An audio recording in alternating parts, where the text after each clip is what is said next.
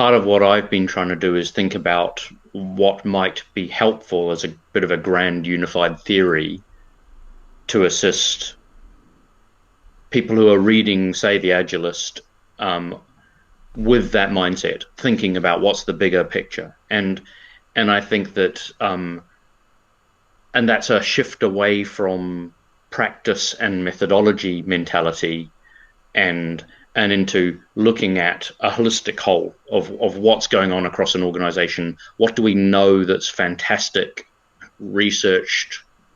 and evidence-backed practice and systems that we can apply to our organizations so that we make great organizations as a whole, whether it's great for the people, making great products, and kind of, doing it with a sense of excellence and a sense of high quality and those kind of things. So bringing all of that together, that's where I was trying to go with the modeling work that I've been doing. And a lot of it was, I came from many years in the tech industry, and so I got into Agile early. And I think that early Agile desire of we can make software better and let's look at how and let's learn was fantastic. But we had to remember that Agile was a reaction to dysfunctional organizations, and it was designed by a small group of people from a very kind of niche background. If you think about it, they were from technology, software teams, small teams designed to have really high impact in organizations. That eliminates management, that eliminates all of the entrepreneurial sides, it eliminates sales and marketing and finance and legal and risk, and so there's so much more to an organization than just that piece. And so what's happened, we've seen, is just like the Agilists' desire, your desire through the Agilist has grown, and the word agile has sort of grown in the industry, but it's been really hard to take 4 simple statements on the Agile Manifesto or something like Scrum and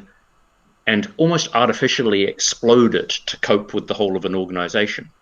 And actually that's meant that I think we've seen a lot of failure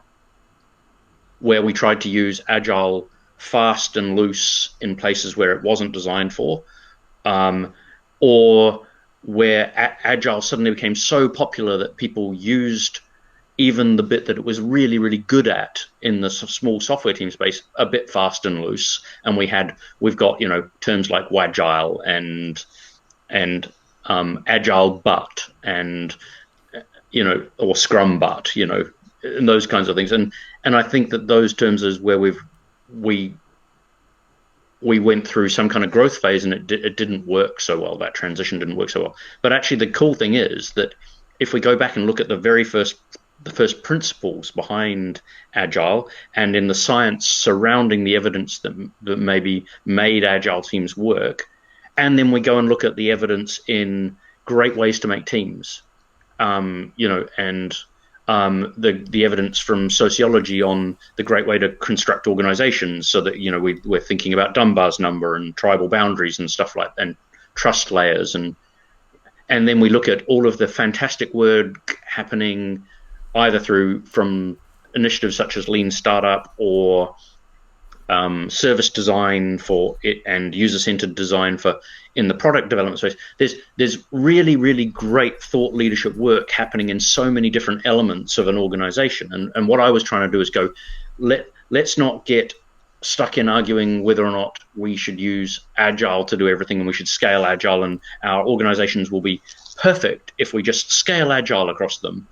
I was like, well, actually, let's go and find out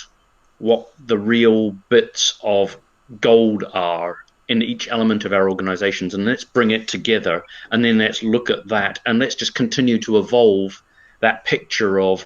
great evidenced ways to make organizations better in many facets. And I worry that what we've seen recently is Agile having huge failure rates because of trying to grow it into spaces almost too quickly and not well structured and not well thought led, and And so it became kind of like it's kind of become a Marmite word. And where, you meet a manager and they go, oh yeah, we did that, hated it, or we're doing that and we love it, or people or organizations now almost have to, the leaders of organizations are now forced into a situation where they have to claim they're doing agile, because if they're not, then their senior stakeholders who don't understand it are going, well, why are you not doing this thing that everyone else is doing? And they can get, so they're almost forced into trying to say, oh yeah, of course we're agile. And that's created this kind of Marmite failure success kind of almost on off switch paradigm. And that meant that a lot of people started to abandon agile, and we suddenly saw all of the people who had been fighting to get the essence of agile to work sort of shift into other names. And so I think DevOps is kind of the next cycle of people going, it's still wrong, we're still not doing life right, let's invent a new term, let's repackage a whole bunch of stuff we'd already talked about. And it's kind of going around another cycle, and I'm sure we'll see that happen again. And I'm pretty sure that people who were here before agile will tell us that there was something before agile doing exactly that same game. And I think it's because we haven't stepped back, looked at the 10,000-foot view, and just taken on a kind of almost scientific, evidence-based approach to looking at organizational design, from everything from the psychology for an individual through to efficiency processes, and figure out where can we take the best of the world's research and evidence and put ourselves together. So that's what I was trying to do, was trying to help us as a community, a bit like you've expanded the Agilist goal to look at how can we have amazing organizations and how can we have great communities of people around them. I wanted to try and help document some of what's out there in that space and give it a bit of a pattern that people could use to interrogate and ask questions about.